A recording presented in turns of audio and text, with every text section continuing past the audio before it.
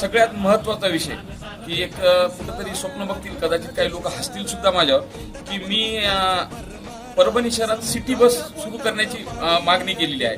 त्या संदर्भातलं निवेदन दिलेलं आहे. सिटी बस सुरू करण्याच्या मागचे कारण हे आहे की आता RP हॉस्पिटल तिथं सर्वसामान्य लोक ज्यांच्याकडे 2 व्हीलर 4 व्हीलर नाही आहेत ते तिथं जाणं त्यांचं फार अवघड आहे.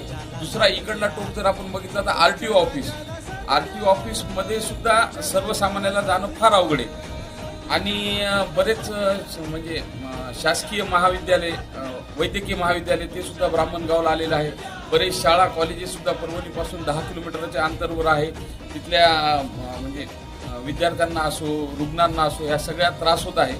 आणि कुठंतरी महानगरपालिकेकडून एक सिटी बस सेवा सुरू करण्यात यावी अशी एक मागणी आम्ही केलेली आहे.